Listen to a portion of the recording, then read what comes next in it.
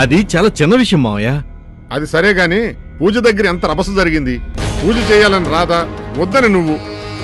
రాధ ఎవరికి చెప్పబెట్టకుండా ఊరికెళ్ళిపోలా. తను మాట వినిపించుకొని ఉంటే రాధ వచ్చేది కాదు, ఇంత గొడవ జరిగుండేది కాదు. మొన్నేదో అనుకోకుండా జరిగిందిలే మావయ్య.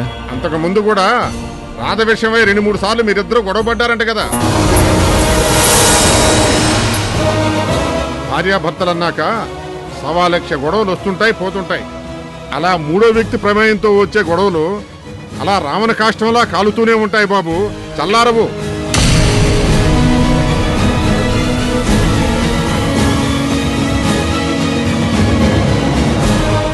వింటున్నావు బాబు? చెప్పండి. రాధ మీ చెల్లెలే. తనంటే మీకు మాకు అందరికీ ప్రేమే. కన్ను నాది ఏలు నాది అని కన్ను పొడుచుకుంటామా? తెలివైన వాడివి, చిన్నప్పటి నుంచి మమ్మల్ని అందరినీ గమనిస్తున్న వాడివి. నీకు వేరే చెప్పాల్సిందే ఉంటుంది బాబు. రాధ విషయంలో మీ ఇద్దరి మధ్య గొడవలు రాకుండా చూడు బాబు. అలాగే మావయ్య. ఉంటా బాబు. మంచిది.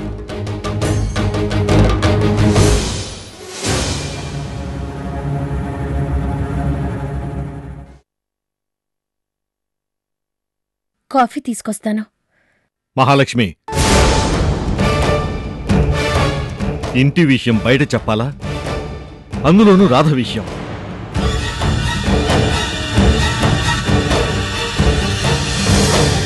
నాకన్నా రాధే మీకు సొంత మనిషి అని నాకు తెలుసండి. కానీ నేను చెప్పుకుంది పరాయి వాళ్ళతో కాదు, నా సొంత తల్లిదండ్రులతో. నా కష్ట సుఖాలు నా తల్లిదండ్రులతో చెప్పుకునే హక్కు కూడా నాకు లేదా? అలా చెప్పడానికి సిగ్గు అనిపించలేదు నీకు? మీరు పదే పదే సిగ్గు బిడియం గురించి నాకు చెప్పాల్సిన అవసరం ఏమీ లేదు. అంత సిగ్గుమాలిన పని నేనేమి చెయ్యట్లేదు. అయినా అయిందానికి కాందానికి తగుదునమ్మా అంట రాధ రావడం, ఏదో ఒకటి చెప్పడం, మీరు తన్ని వెనకేసుకొస్తూ మాట్లాడటం, నన్ను పరాయిదానిలో చూడటం నాకు అసలు నచ్చటం లేదండి. కావాలంటే తన పిచ్చి తగ్గడానికి ఎంత డబ్బైనా ఖర్చు పెడదాం. అంతేగాని ఇలా నెలలు వారాల పాటు దాని పిచ్చి చేష్టల్ని, దానివల్ల మన మధ్య వచ్చే గొడవల్ని భరించడం నా వల్ల కాదు.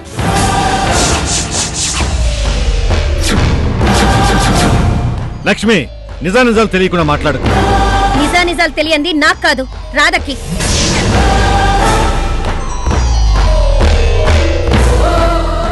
ఏంటి అలా చూస్తారు? నేను చెప్పిన దాంట్లో అబద్ధం ఉందా? రాధకు పెళ్ళైన రోజే తన మొగుడు వంశీని నాగరాజు చంపడం నిజం కాదా?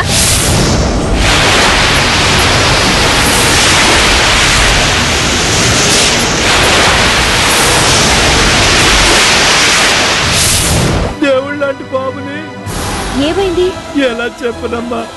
నా భార్యని బిడ్డని కాపాడిన దేవుణ్ణి చంపేశారమ్మా.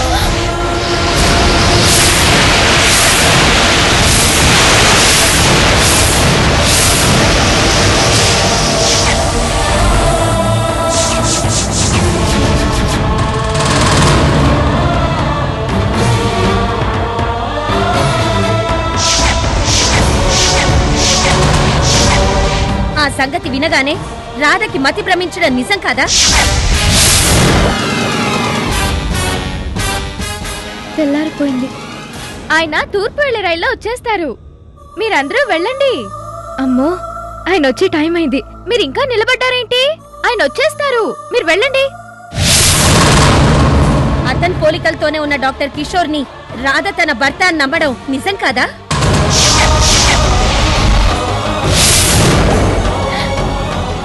ఏమండి?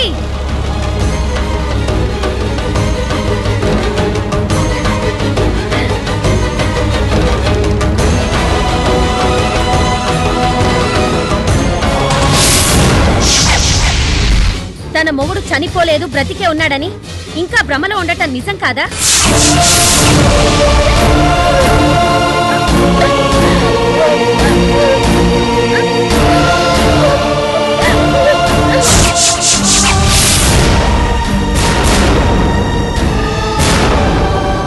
హారిక భర్త అమెరికాలో ఉన్నాడని అబద్ధం చెప్పడం నిజం కాదా?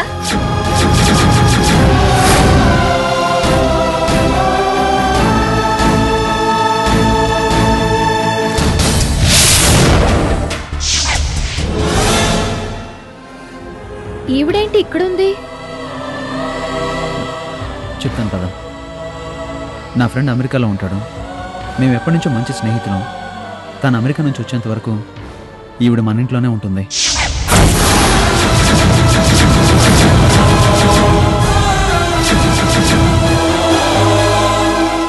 కట్టుకున్న భర్త కళ్ళెదురుగానే ఉన్నా రాధ కారణంగా హారిక నరకం అనుభవించడం నిజం కాదా?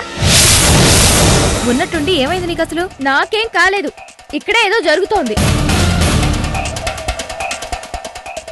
నా మీద ఒట్టేసి చెప్పు.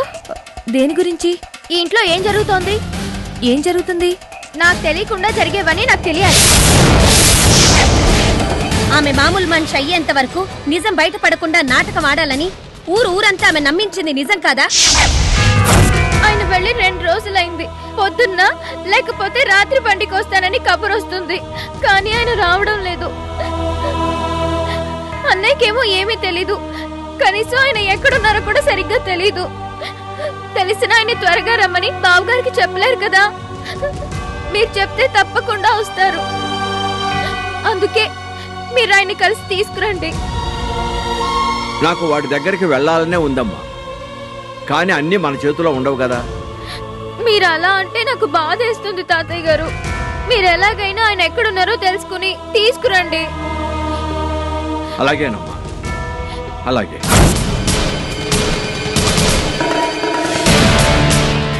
మహాలక్ష్మి, ఎంతో ఓపిక సహనం ఉన్న నువ్వేనా ఇలా మాట్లాడేది?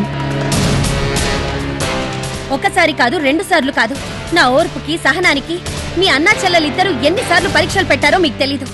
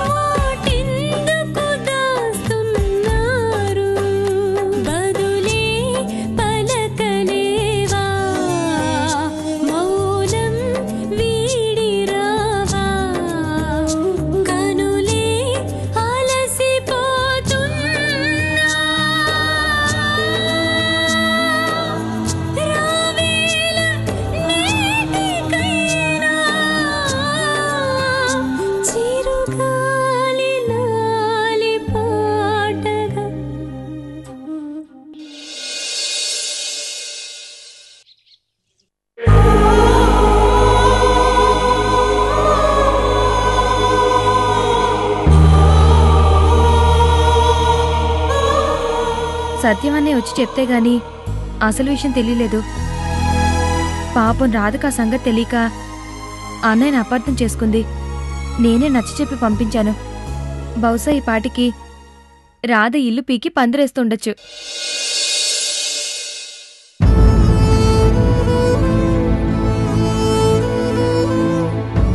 ఇంకెంతకాలం హారి? డాక్టర్ గారు చాలా పాజిటివ్గా మాట్లాడారు. వంశీ చనిపోయాడన్న నిజం చెప్పినా తట్టుకోగల మానసిక స్థైర్యం రాధకొచ్చింది అన్నారు. ఒక మంచి రోజు చూసి రాధకి నిజం చెప్పేద్దాం.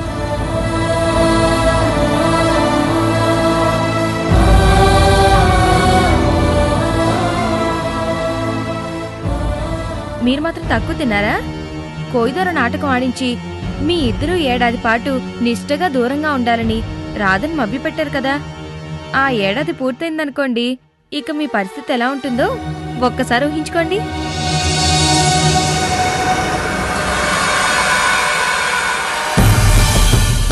ట్రీట్మెంట్ కోసం ఇంట్లో పెట్టుకున్న రాధతో ఆడకూడని నాటకాలు, చెప్పకూడని అబద్ధాలు, చేయలేని దుస్సాహసాలు చాలానే చేశాం. మనం ఏం చేసినా రాధ మంచి కోసమే కదండి. ఆమెను మీరు అలా వదిలేసి వచ్చుంటే పరిస్థితి ఏమై ఉండేదో ఒక్కసారి ఊహించండి.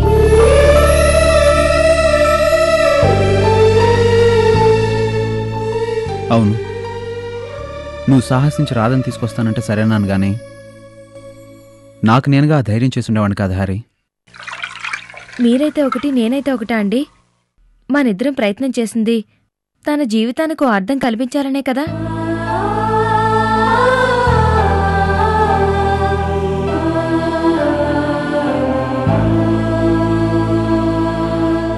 నాకిప్పటికీ అర్థం కాని సంగతి ఒకటే హరి, మీ ఆయన ఎప్పుడొస్తాడు, మిమ్మల్ని ఎప్పుడు తీసుకెళ్తాడు అంటూ రోజు రాధ పెట్టిన టార్చర్ని నువ్వెలా భరించగలిగావా అని. నాకు టెడ్డీ ఎంతో, రాధ కూడా అంతే అనుకున్నాను కాబట్టి ఆమె మాటలు నా మనసును బాధపెట్టలేదండి. రేపు నిజం తెలిసాక ఇదే రాధ నాకు మంచి స్నేహితురాలవుతుందని నా నమ్మకం. మిగతా అందరు ఆడపిల్లల్లా రాధ కూడా పిల్ల పాపలతో కళకళలాడుతూ నా కళ్ళ ముందు తిరగాలి. అప్పుడే మనం చేసిన ప్రయత్నానికి అర్థం పరమార్థం. సరే సరే, ఇంట్లో పనులన్నీ ఎక్కడికక్కడే ఉండిపోయాయి. నువ్వు రాధకు న్యాయం చేసావు హారిక. నేనే ఒళ్ళుపై తెలియని మత్తులో ఆమెకు తీరని అన్యాయం చేశాను.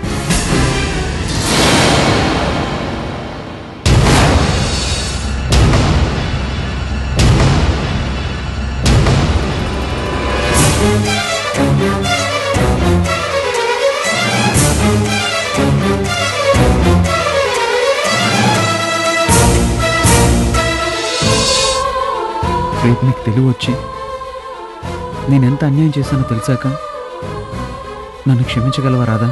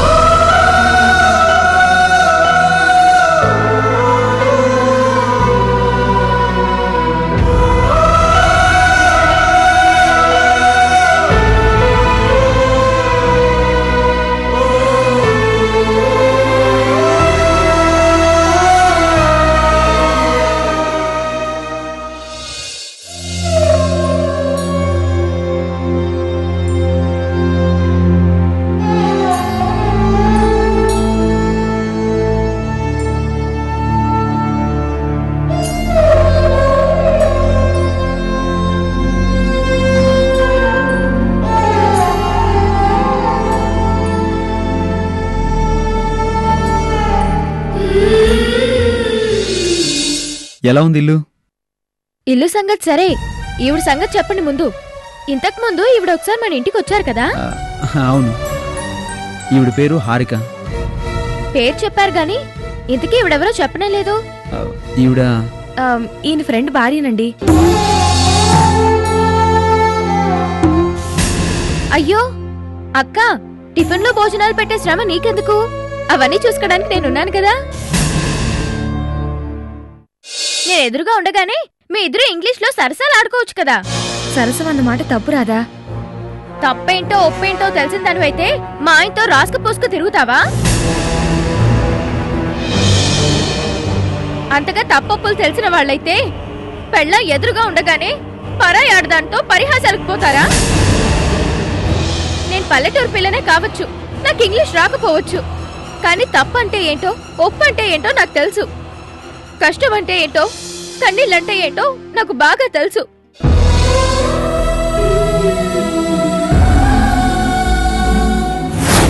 డాక్టర్ గారికి నా నమస్కారాలు తెలియచేయండి అమ్మా. వస్తానమ్మా. అలాగే, పద. ఎవరావిడా? కొన్నాళ్ళ క్రితం డాక్టర్ గారి దగ్గర ట్రీట్మెంట్ తీసుకుందిలే. డాక్టర్ గారి గురించి నాతో కదా మాట్లాడాలి, నీతో మాట్లాడుతుందేంటి? అప్పటికి ఇంకా నువ్వు ఇంటికి రాలేదు కదా. నువ్వైనా చెప్పుండాల్సిందక్క. డాక్టర్ గారి భార్య ఈవిడేనండి, పేరు రాదండి. డాక్టర్ గారికి ఏమైనా చెప్పాలనుకుంటే ఈవిడికి చెప్పండి అని ఎందుకు చెప్పలేదు నువ్వు? అక్క రారాదా? ఏంటి మీరు చేస్తున్నది? షర్ట్ బటన్ పోయింది. ప్రతి దానికి హారిక, ప్రతి పనికి హారిక. ఇంటికి వచ్చిన దగ్గర నుంచి బయటికి వెళ్లే వరకు హారిక హారిక హారిక. అన్నిటికీ ఆవిడే కావాల్సి వచ్చినప్పుడు ఇక నేనెందుకండి ఇక్కడ?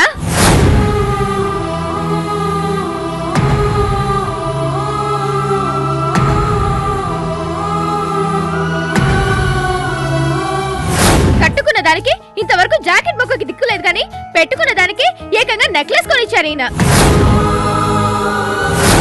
అత్త పోరులేదు, ఆడబిడ్డ పోరులేదు. ఇదే పౌర నాకు అర్థం కావడం లేదు. అప్పటికీ కాంతపిని అననే అనింది, ఆవిడ అన్నంతే అయింది. ఒక్కటి గుర్తుంచుకో అక్క, మా మంచితనం కారణంగానే నువ్వు ఇంట్లో ఉంటున్నావు. మా మంచితనం మాకు శాపంగా మారనివ్వద్దు, నీకు దండం పెడతాను. రాధా, నీ వల్ల నా కాపురానికి ఒక అచ్చటా ముచ్చట లేకుండా పోయింది. నా ఉసురు ఊరికే పోతులే.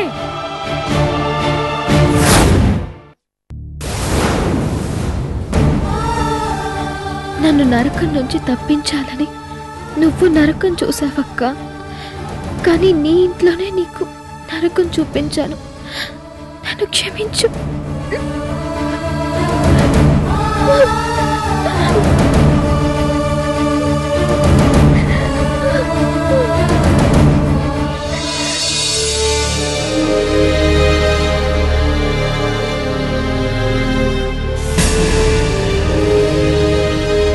రాధా, ఎప్పుడొచ్చావు నువ్వు? ఇందాకే అక్క.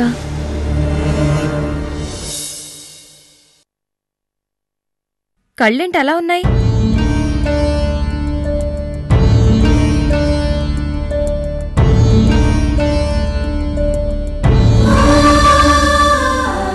అయ్యయ్యో, ఇదేంటి కొత్తగా?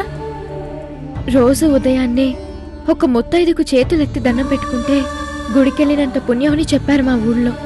నాకు లేనిపోని దైవత్వం కట్టుబెట్టి దూరంగా ఉంచొద్దమ్మా. నీకో సంగతి తెలుసా అక్క? దేవుళ్ళుగా భూమి మీదకొచ్చిన వాళ్ళెవ్వరికీ తాము దేవుళ్ళన్న సంగతి తెలీదట. అచ్చం వాళ్ళు మనుషుల్లానే బతుకుతారంట. ఎవరు చెప్పారు? మా సీతమ్మత్త. అదృష్టవంతురాలు. ఆమె చనిపోయినా నీ జ్ఞాపకాలలో ఇంకా బతికే ఉంది చూడు. చనిపోయిన వాళ్ళు బతికున్న వాళ్లకు తీపి జ్ఞాపకాలుగా మారిపోతారు. బతికున్న వాళ్ళు మాత్రం చేదనుభవాలుగా మిగిలిపోతారు. ఏమిటో. సీతమ్మత్త పోయిన సంగతి నిన్ను బాగా బాధ పెట్టినట్టుంది కదూ? తెలిసి తెలియక నేనెంత బాధ పెట్టానో తెలిసి మరింత బాధగా ఉందక్క.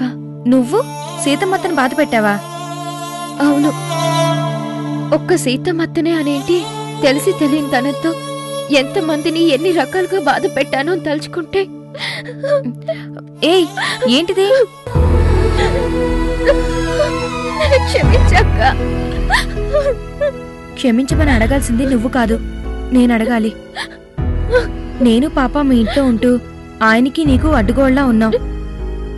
నేనొక నిర్ణయానికి వచ్చేసానులే. వారం 10 రోజుల్లో ఆయన వస్తే సరే సరి, లేదంటే పెట్టేబేడ సర్దుకుని నేను పాప అమెరికా వెళ్ళిపోతాం. ఎందుకా నవ్వు? చూస్తూ ఉండు. నేను నవ్వినందుకు కాదులే అక్క. ఎందుకు నవ్వావన్నది నాకు అక్కర్లేదు. నువ్వు నవ్వుతూ ఉన్నావా లేదా అనేదే నాకు ముఖ్యం. ఇవాళ నాకు చాలా సంతోషంగా ఉంది తెలుసా? దేనికక్క? నీకెంతో కావలసిన వాళ్ళు ఆత్మీయులు దూరమయ్యారని తెలిసినా ధైర్యంగా నిలబడగలిగావు. తప్పదు కదక్క.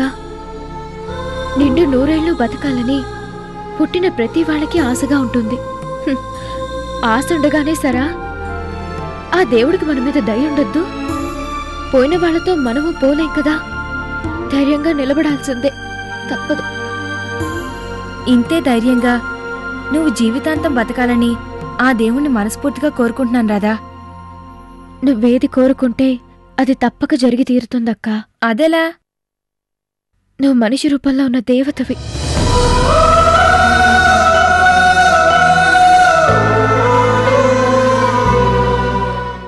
అంటే బిజినెస్ కోసం నేను పడే తాపత్రయం కష్టం అన్నీ కరెక్టేనంటారా? 100% కరెక్ట్. Thanks uncle. పర్వాలేదక్కా, నేను తర్వాత పెట్టుకుంటాను. బొట్టు పెట్టుకోవడం కూడా మర్చిపోయేంత పనిలేండి నీకు. ఉండు.